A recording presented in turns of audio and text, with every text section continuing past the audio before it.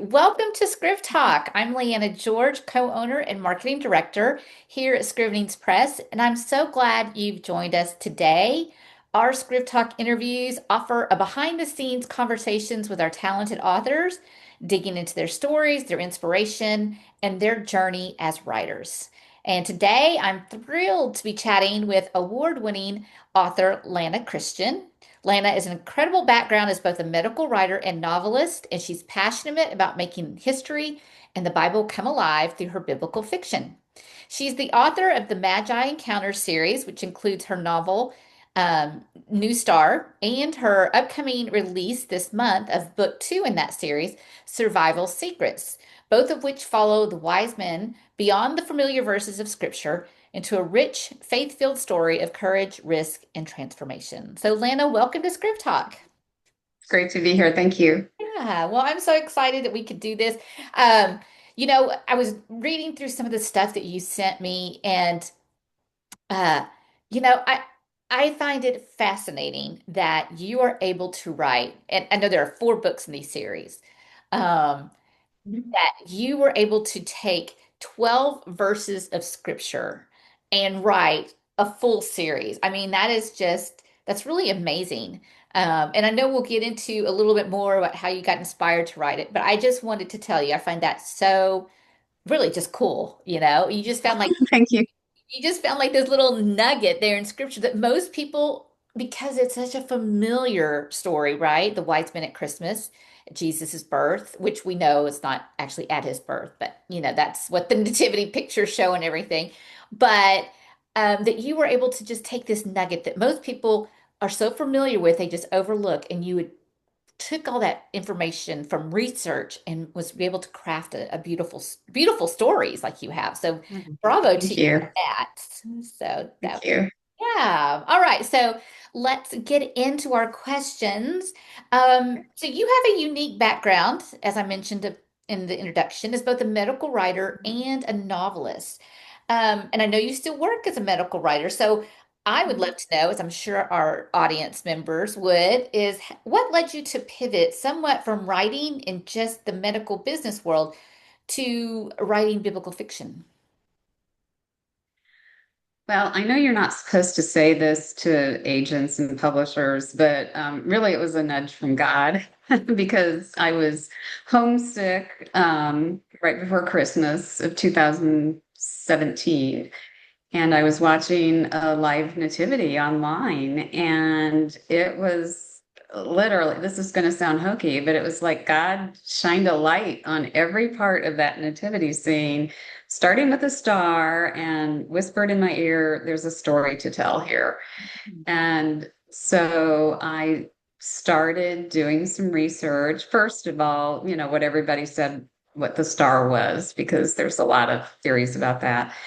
And then I did a bunch of research about camels. And then I read Matthew 2 and Luke 2 over and over and over and over, at literally like at least 100 times each, Yeah. because just as you said, it was such a familiar story that what we think we know as their story is more tradition than truth. And so I tried to read it with new eyes and just found so many depths to plumb. And when I overlaid that with world history that was going on at the time, it was like, wow, there really is a story to tell here. Yeah. Yeah, that's fascinating because I mean, one of the reasons why I write contemporary is because I don't want to do all that research. I mean, I have to do my research, obviously, right? But I don't want Right, to right. go back and look at ancient books and different things like you probably had to do, historical books. So I don't think I could ever write historical or biblical because that's just a lot, a lot, a lot, a lot. So I'm always impressed It is. and I always admire historical and biblical because that's just a whole different beast in my eyes. So yeah, so do you find like your biblical fiction writing like a break from your medical writing? Yeah, it's a real right brain, left brain thing. But honestly, God was preparing me for writing biblical fiction through my medical writing. And that sounds really weird, Mhm. but in medical writing, you have to be super good at paying attention to detail. You have to be really good at research because the kind of medical writing I do is like for doctors, writing journal articles and stuff. Oh, And you have to know how to hit deadlines and you have to know how to tell a story, even though you're telling something fairly technical. mhm. Um, a journal editor won't publish good research if the story about it is told poorly. So, and in ways that I could have never engineered, I was doing all this writing in the medical field, and God was preparing me to seg into biblical fiction and do it in a way that made me not be totally out of my depth, Yeah. because I didn't have to learn how to do research. I didn't have to learn how to organize massive amounts of research. You still have to do all that homework though. Yeah.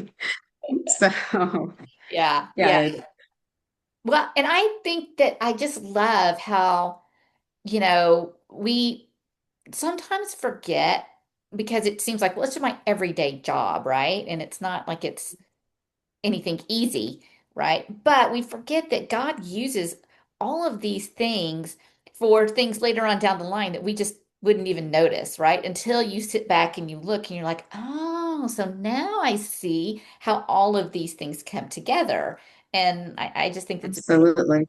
and so it's great because yes, publishing a book requires deadlines. It requires good storytelling, especially with fiction and nonfiction too. Now we have more creative nonfiction, and so yeah, it's great that you had those skills to be able to write such an in-depth story. Thank you. Yeah, I mean, every writer needs those kinds of skills to different degrees. But just I thank God that He gave me a leg up on it. So that was nice. Yeah, I'm sure it is. I'm sure it is. So, what was there anything else that inspired you, or is there anything else you learned about, the wise men and around the Magi, who only appear briefly in Scripture? Oh gosh, tons. Where to start? I was not aware of how the Parthian Empire, which included Persia, was such a superpower at the time. Um, Both the Roman Empire and the Parthian empires occupied more than 1,200,000 square miles of space in the world.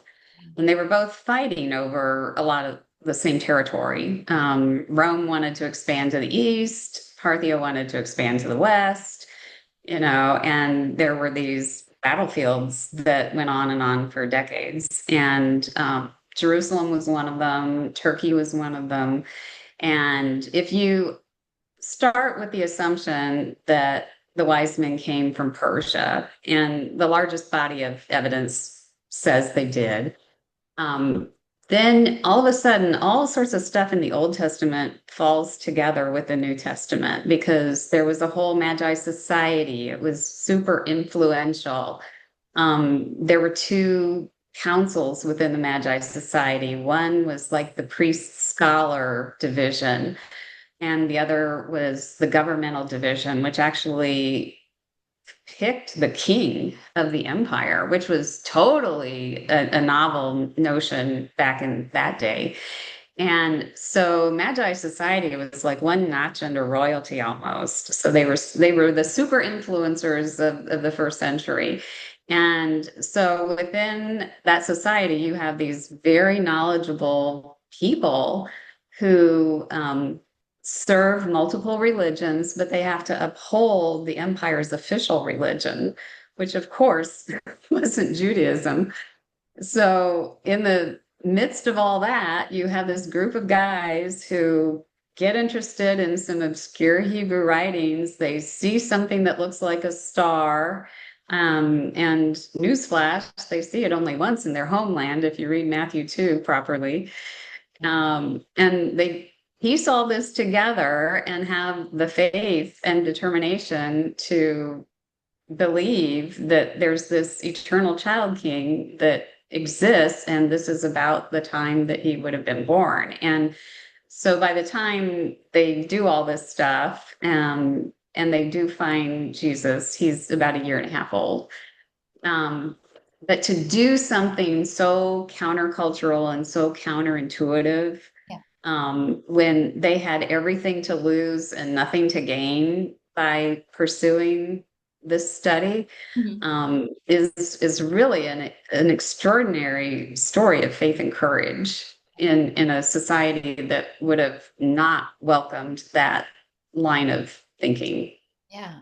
That's really incredible. I mean, truly. I mean, and I mean, so many of us really don't know. We just read those few passages of scripture, we see the nativity, and we just don't ever stop to realize just how much yeah, it cost them to do that and what it took for them Yeah, to get there. So, kudos to you on just doing that research and bringing this to life thank and you. helping us understand better, right? Now, I just have to ask you though. So, does it make you cringe when you see a nativity with the three wise men in it? Oh, well,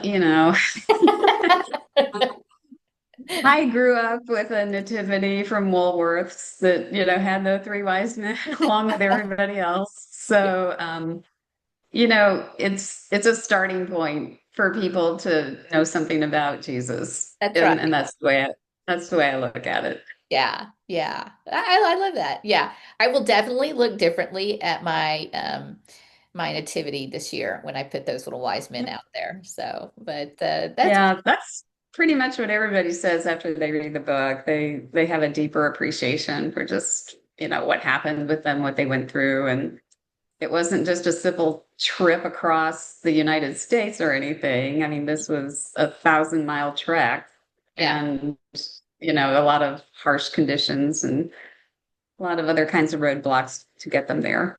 Yeah. Yeah. So when you say you did research on camels, like did you go ride one or did Oh, you? I wish I could have. Yeah, I still want to, but I know everything you want to know about camels Oh, that is really cool. I did. because they were so critical, to Yeah. getting them from A to B, and you had to take care of them on a journey that long. So there were, what we would call today veterinarians, but back then they called them healers, animal healers. And so there were those guys that came with the caravan, that, attended to the people injuries as well. But, pretty much the camels were, like, we need to really take care of the camels. Yeah. So, That's so cool. I've ridden a camel once in Egypt, so I enjoyed that. oh, awesome. Yeah. Yeah, But anyway, that's on hopefully, my bucket list. yeah, there you go. Hopefully one day we will get to do that. Now, before we move on, and I want to talk about the books themselves. Um, let me just ask you one more question. In terms of your research, what type of material were you looking at? What were you researching with? If that, Um, well, that's the great thing about learning how to do research in the medical field. You learn how to pound the web, um, to get really reliable research because there's a lot of hokey stuff out there. But there are uh, versions of like encyclopedias that are specific to the Near East, like Encyclopedia Iranica. okay. There's all kinds of first century historians' accounts of different world events that still exist, like Josephus and Tacitus and others. And so you look at those things. I researched all sorts of stuff about culture, history, food, clothes, um, religion, marriage law. Persia in the first century was very, very concerned about taking care of its populace, which was really interesting. So, for example, if you were an orphan or a widow and you didn't have people to take care of you. There were these contractual arrangements that technically we would call marriage, but they could even be temporary, but they were for the purpose of providing protection to those people so they didn't end up on the streets. And that was a very complex set of laws, which took me like 2 weeks to read. Wow. um, so I learned a whole lot about, Persian society and Parthian government, and just made sure that I was looking at the most reliable things I could look at. I went to the Smithsonian website, and there were some really great National Geographic articles. There's, a lot of good archaeology articles out there. So you just put all that together. Wow. Wow, that's impressive. So, two questions made me come out of what you just said. One, did you have to, was all of the research in English or was it Greek, Hebrew? Did you have? Oh, it was in English. I Okay. wouldn't know how to read all that other stuff. All right. So then Yeah. the next question I have, because this always happens to authors, and that is while they're doing research, they usually find something else that they're like, oh, that would make a good story. Did that happen to you while you were researching? Like, did you come up with something, another story that you think you might be interested in writing?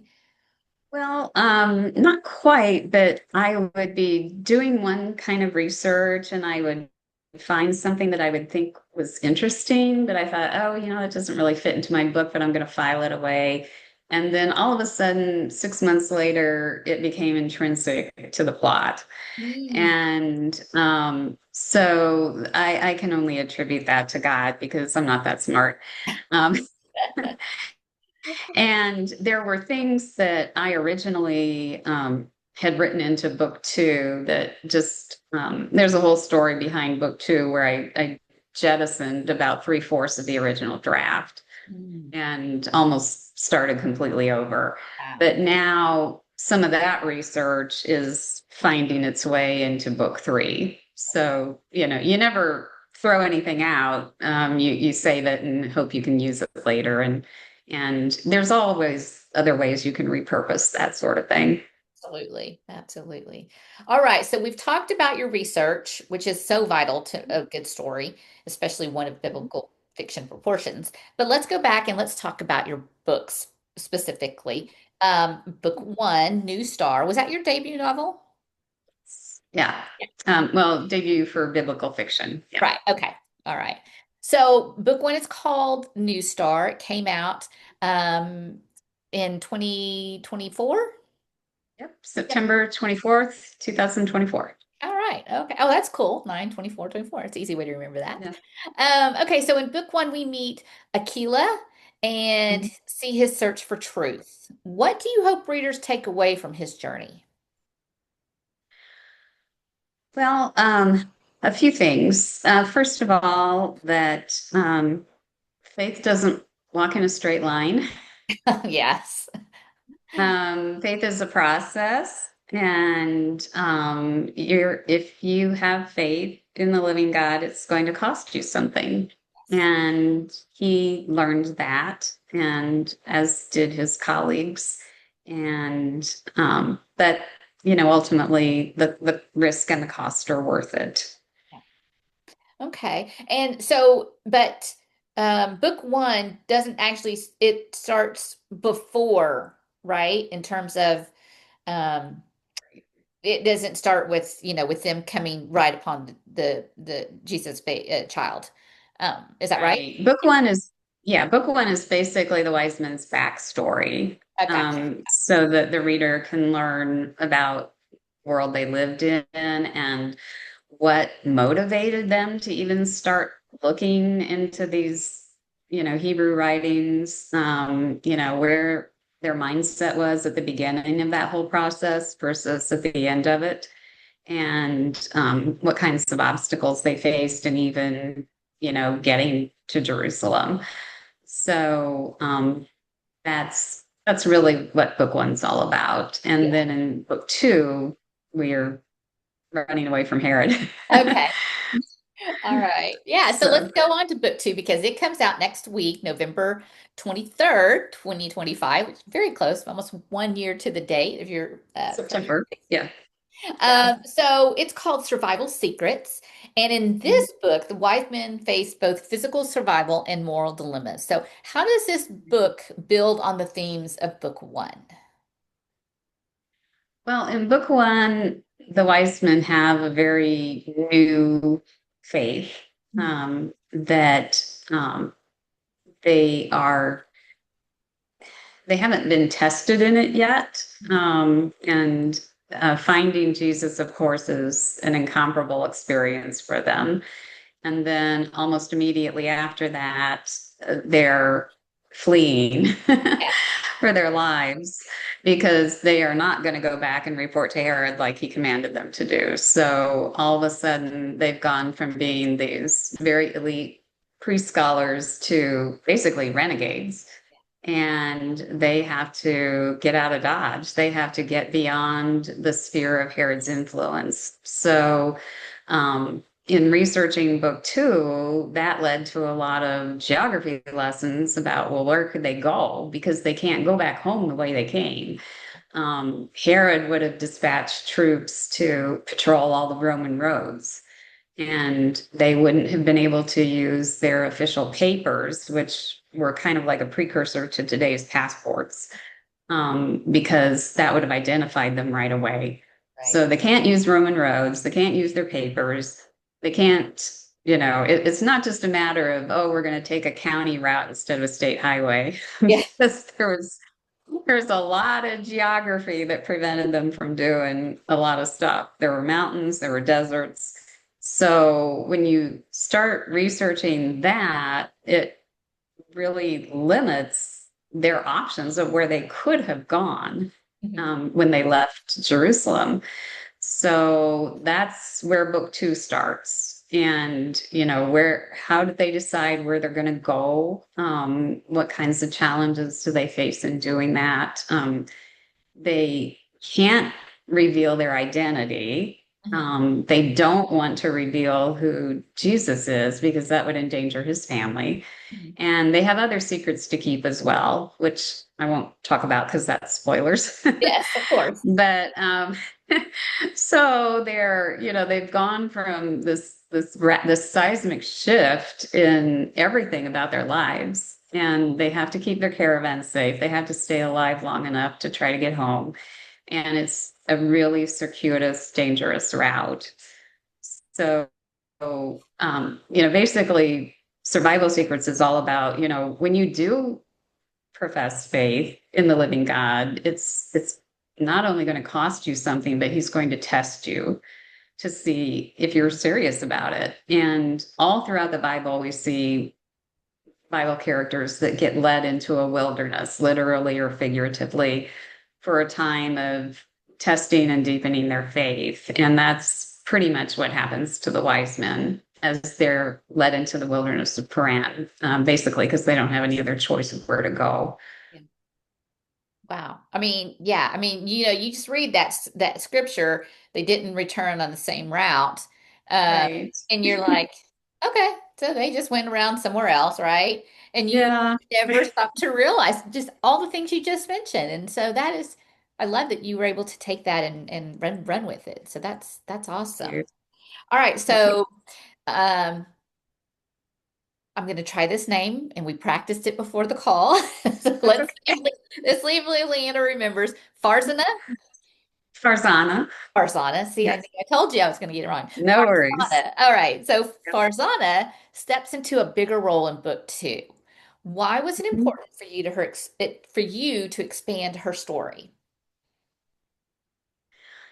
Well, Farzana is Akela's estranged cousin, and they have this tense relationship that is shown in book one.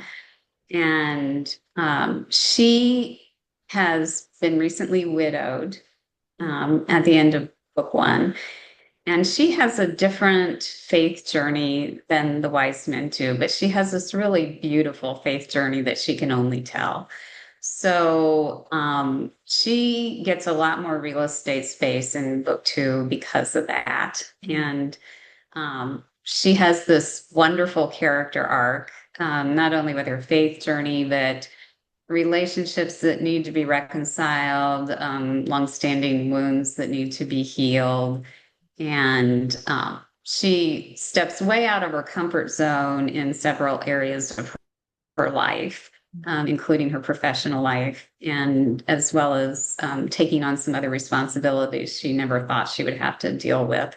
So all of those things rolled into her character show, that not only is faith a journey, but like reconciliation and forgiveness are a journey. And what does that look like? It doesn't get tied up in a neat, tidy bow, right away. And so while the wise men are dealing with a lot more physical stuff, as well as the spiritual wrestling, but a lot of physical stuff, she's dealing with all this other kind of faith journey, which I think is really cool. Yeah, absolutely. Absolutely. I mean, it's great to have, we love our main characters, right? And I know from my own novel writing, people love the secondary characters just as much. And so I'm sure your Right, will be right. super excited to see more of her in Survival Secrets. Mhm. Yeah, Yeah, that's hope exciting. so. Yeah. So without giving any spoilers, what was your favorite scene or your most challenging scene to write in book two, Survival Secrets? Well, maybe my favorite scene is when Akila and Farzana finally get a chance to talk because Akila's gone through all this stuff. He's such a wise man. He has no idea how to talk to his cousin and, Most or men don't deal know with how to women talk to women. or deal with women in general. So Yeah. that was a fun scene to write. The hardest scenes to write were the ones with Herod Antipas Mm. because he's one of Herod's sons, Herod the Great's sons. He was cheated out of becoming king, like Herod was, of the entire region. So if you know anything about their family history, Herod on his deathbed carved up his kingdom into three pieces and gave a piece to each of his sons, didn't let any of them become king. They had different titles that were lower than that. And at one point, he had said and put in his will that his whole kingdom would go to Herod Antipas. And then a week or two before he died, he changed his will. Mm. So Herod Antipas becomes an antagonist in book two, and we see his rise to power. We see his relationship with his brothers that are ruling different pieces of, like Judea, Samaria, and that kind of stuff. And I had to figure out, how to write him as his own person, as opposed to just being a pale imitation of his father. So to do that, I had to figure out his motivations and, just why he did what he did. And he never achieved the kind of notoriety that Herod the Great did in any part of his life. He did awesome building projects, but they weren't as great as Herod's. Yeah. He did other stuff, but it wasn't as well known as Herod's. And so, how did that make him feel first to get cheated out of his inheritance, so to speak? And Right. then how did it make him feel to do these other things without getting the respect and adulation that Herod did? And, crawling around in a bad guy's head is kind of creepy anyway. But Yeah, I'm sure.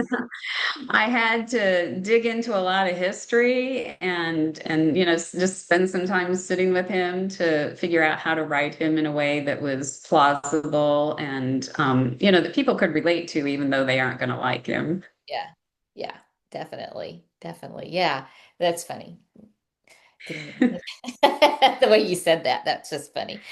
But yeah, we do. We write as we write, to be, I think to truly make a character who comes to life off the page, you really have to get into who they are. And that can be Mhm. dark sometimes, so most Yeah. definitely. Most Yeah, definitely. it is. It's not something I would do right before bed. Yeah, right. Had to do that writing in the morning. Yeah, I can imagine. I can imagine.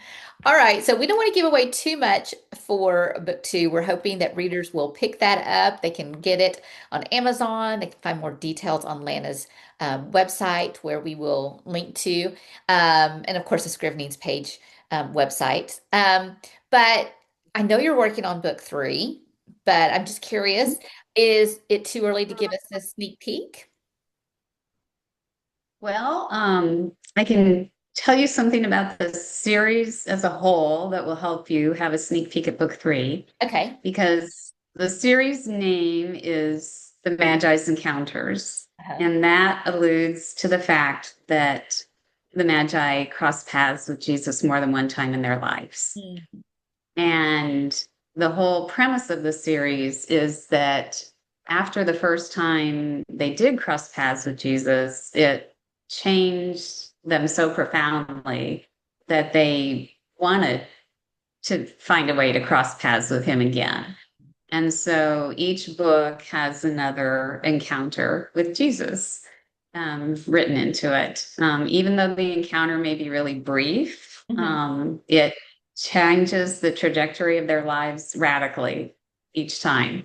Yeah. And, that's just what happens when we have a true encounter with the living God. We can't be the same afterwards. So, what does that look like? What did that look like for them in their world in the first century? And, how did that move them to do something different? Yeah. And so you see, a pretty seismic shift between books one and two. You're going to see another big one in book three. Oh, all right. All right. Well, that is very exciting.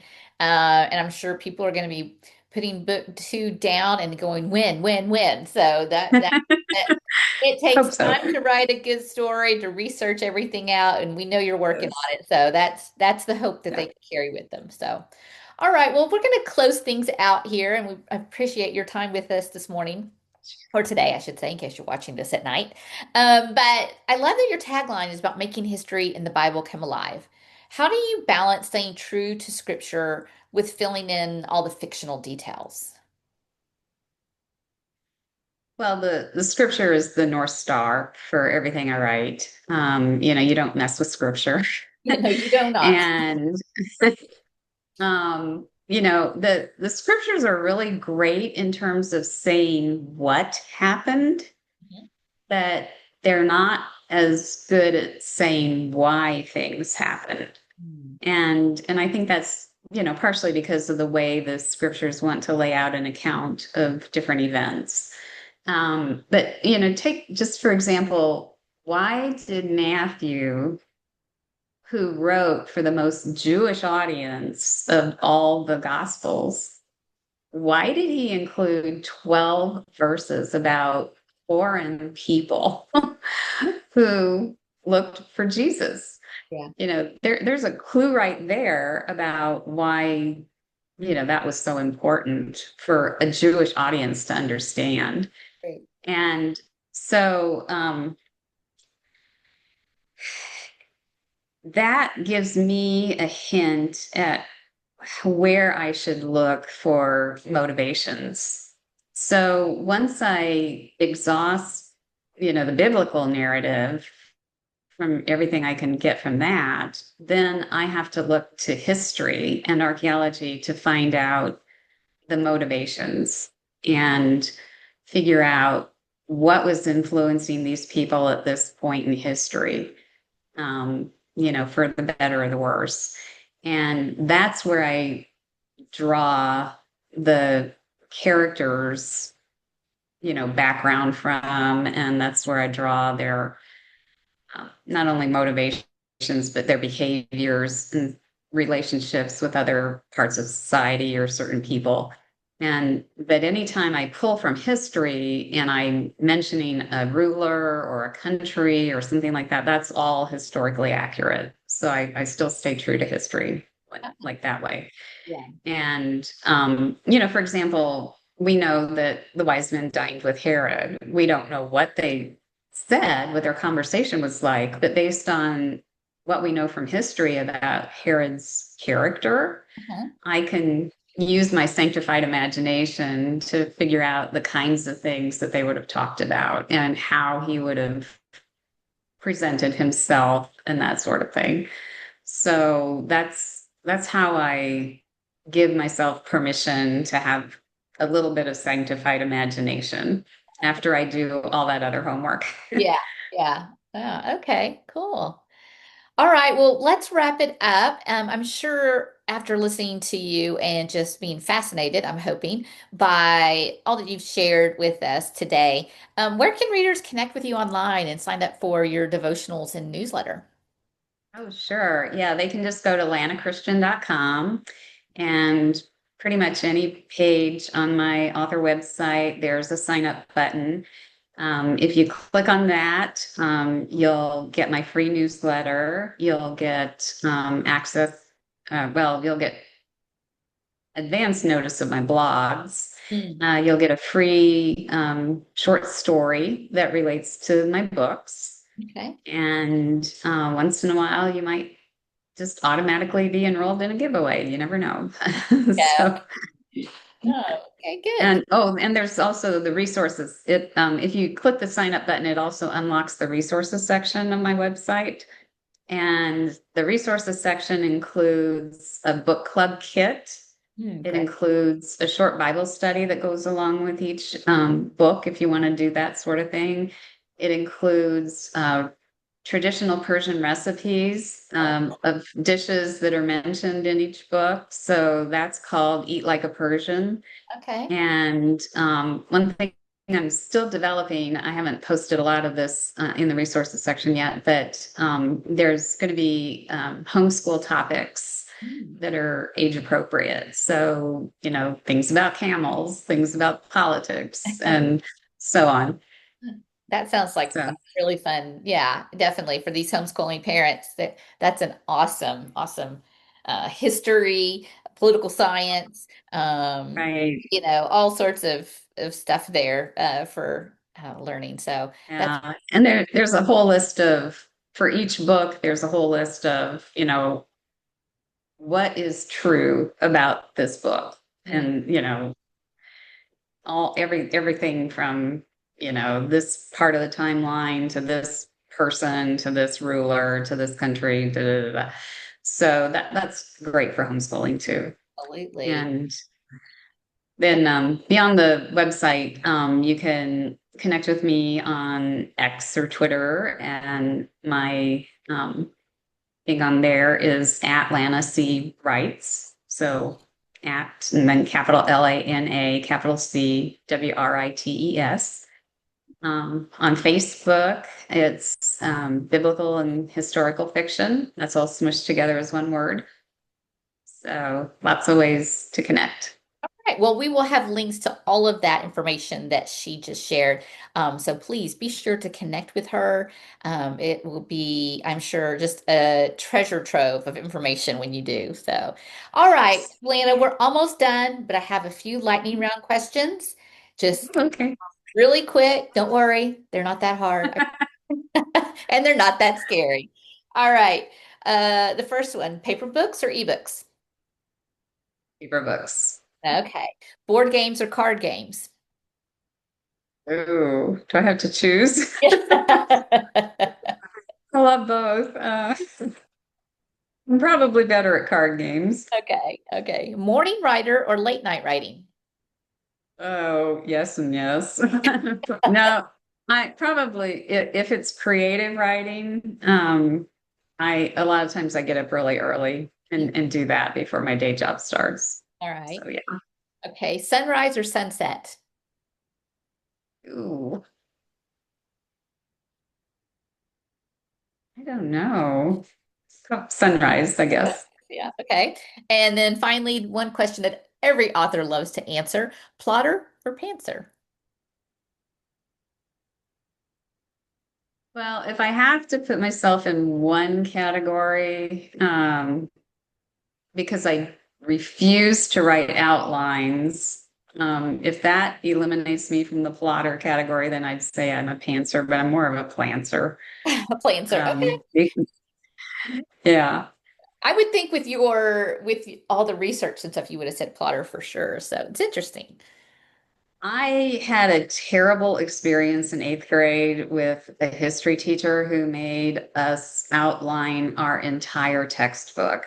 Oh, And wow. after that, and for some reason, she thought that would help it ingrain history in our brains, I guess. After that experience, I swore on everything holy that I would not write another outline, unless it was required for a class assignment or something.